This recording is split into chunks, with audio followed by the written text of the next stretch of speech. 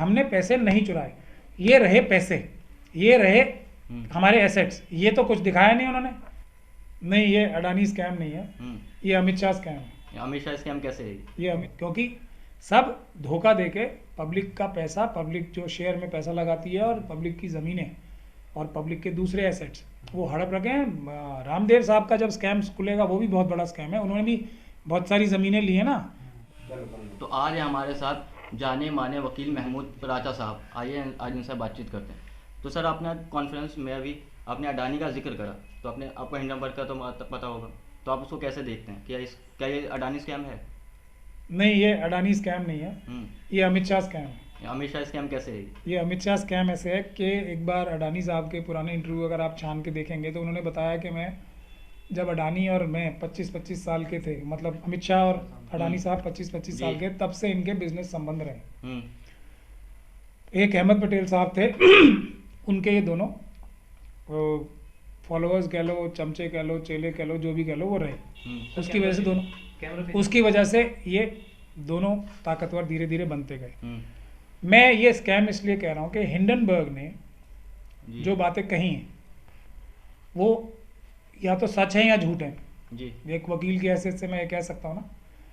लेकिन एक बात ये सच है कि हिंडनबर्ग की किसी भी बात का कोई भी जवाब अडानी जी नहीं दे पाए हैं, सिवाय इसके कि सब कुछ जो हुआ है वो जो एजेंसीज हैं उनकी निगरानी में हुआ है।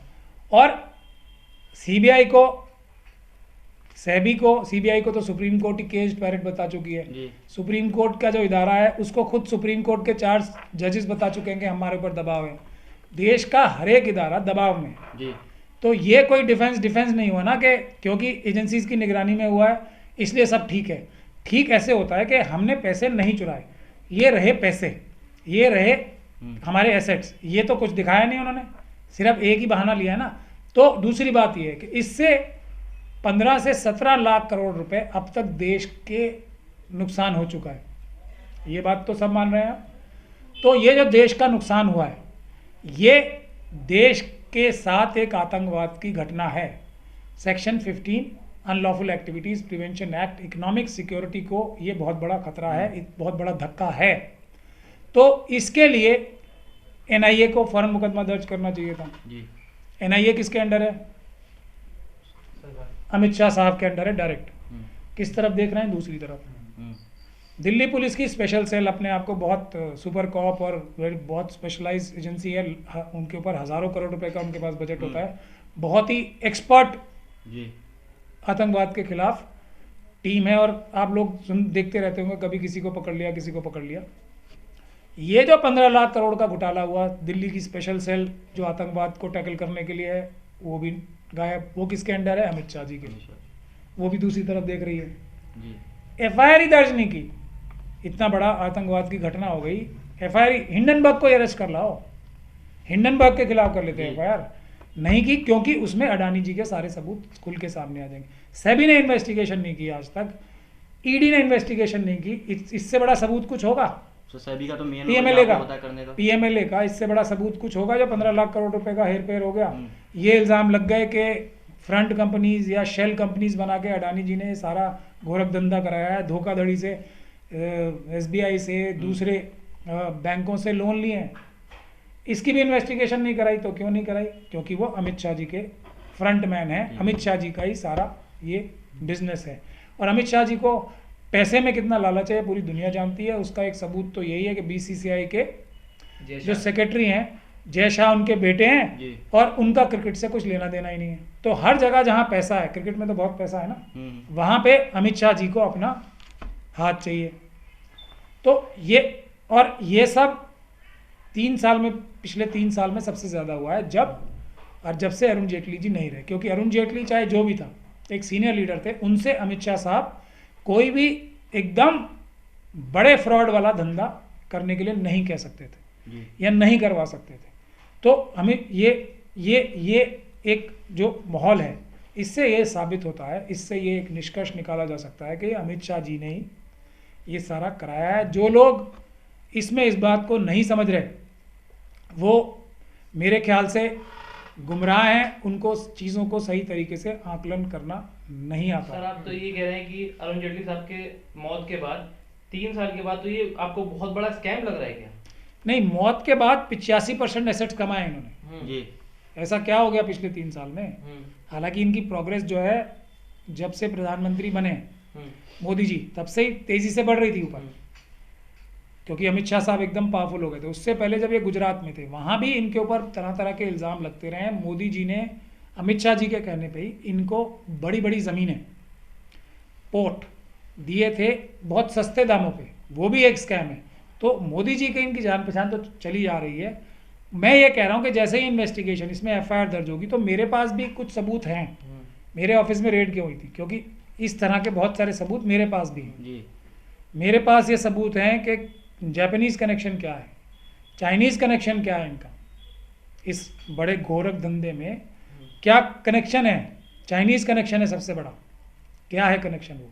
सर वो तो कह रहे हैं लेकिन भारत पे हमला है। कह रहे हैं हिंडनबर्ग की जो रिपोर्ट आई है, इस रिपोर्ट से कहा है कि विदेशी साजिश है। अडानी के ऊपर जो जांच हुई है, विदेशी साजिश है। विदेशी साजिश तो है।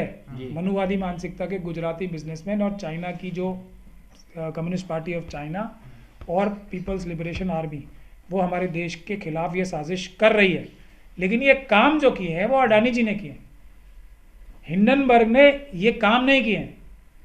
जो उसने सिर्फ बताया है कि ऐसा ऐसा हुआ है। जी तो अपराध करने वाला कौन हुआ?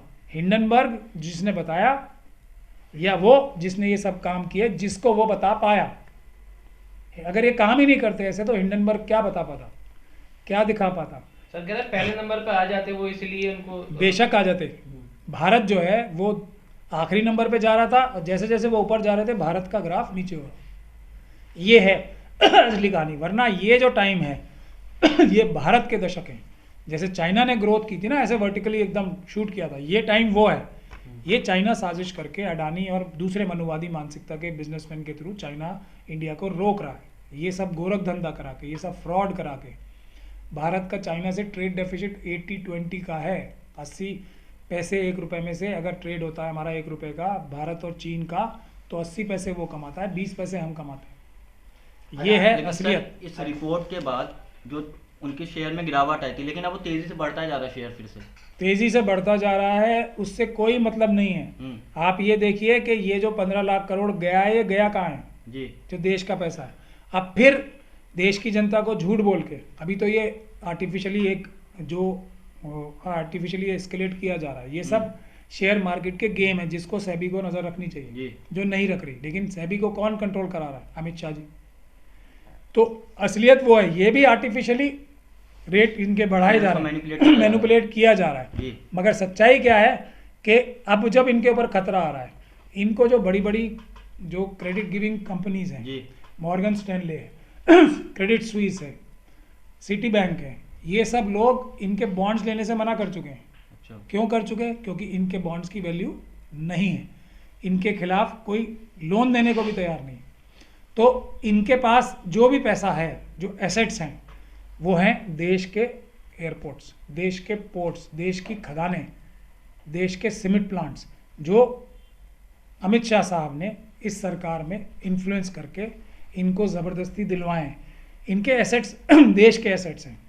तो अगर ये एसेट्स जो इनके नुकसान हुए हैं, वो लेना जो इनके जो क्रेडिटर्स हैं या जो इनको लोन देने वाले हैं, वो लेना शुरू करेंगे, तो देश के एयरपोर्ट जाएंगे, देश के पोर्ट्स जाएंगे। ये है खतरा। अडानी के समर्थन में भारतीय क्रिकेटर सहवाग भी उतर आए हैं, किस तरह देख रहे हैं आप? कि जय शाह जी सहवाग- किसके सेक्रेटरी हैं? बीसीसीआई के। तो और कुछ बताना है? तो वो तो सारी क्रिकेट टीम से कहलवा सकते हैं ना, दबाव बना के। तो आप कहेंगे सर, बड़े बड़े दबाव फिल्म बनाया स्टार जा से रहा है। क्यों कहेंगे? सहवाग साहब को क्या पता है शेयर मार्केट के जी। बारे में? वो तो एक्सपर्ट क्रिकेट के माने जाते हैं ना। हम्म, तो शेयर मार्केट के एक्सपर्ट से कहलवाना चाहिए ना। सहवाग साहब क्यों आ गए? सहवाग साहब का एक्सपर्टीज शेयर नहीं, अगर है तो मुझे मालूम नहीं है कि वो भी शेयर मार्केट में बहुत बड़े एक्सपर्ट हैं सहवाग साहब, तो ये मुझे मालूम नहीं। सर संसद में चर्चा क्यों नहीं हो रही है? क्योंकि चोरी की है, छुपानी है। जेपीसी क्यों नहीं हो रही? इन्वेस्टिगेशन सीबीआई क्यों नहीं कर रही है? ईडी क्यों नहीं कर रही है? ये वही तो सवाल है। चोरी की है, सबूत हैं इतने, सामने आ जाएंगे। लूटामारी की है, सबूत हैं, सामने आ जाएंगे। सर तो जो बिजनेस कोच है विवेक बिंद्रा, वो मेन स्ट्रीम मीडिया में तो कह रहे हैं अडानी के साथ कोई स्कैम नहीं हो, अच्छा है इसकी रिपोर्ट, हिंडनबर्ग रिपोर्ट को गलत साबित कर रहे हैं। नहीं, मैं वो कह तो रहा हूँ, चलिए बिंद्रा साहब करे तो ठीक है, सहवाग साहब क्यों कर रहे हैं? जी बिंद्रा साहब तो इस चीज़ के एक्सपर्ट हैं, झूठे या सच्चे जी, सपोर्ट लेकिन कर वो सकते हैं। अडानी को सही बता रहे हैं वो। मैं तो अडानी जी को सही बताने के लिए तो अभी 50 लोग और आएंगे, बीजेपी के सारे, रामदेव जी अडानी को सही बता रहे हैं। जी वो खुद शेयर मार्केट में बहुत बड़ा घोटाला कर रहे हैं, उनके भी शेयर बहुत ज़्यादा टैंक हुए हैं। रामदेव के भी शेयर गिरे हुए हैं। बहुत गिरे हुए हैं ना, क्यों गिरे हुए हैं? क्योंकि सब धोखा देके पब्लिक का पैसा, पब्लिक जो शेयर में पैसा लगाती है और पब्लिक की ज़मीनें और पब्लिक के दूसरे एसेट्स वो हड़प रखे हैं। रामदेव साहब का जब स्कैम खुलेगा वो भी बहुत बड़ा स्कैम है, उन्होंने भी बहुत सारी ज़मीनें ली हैं ना, बहुत ही कम दामों पे, सरकारों ने दी हैं उन्हें भी ज़मीन।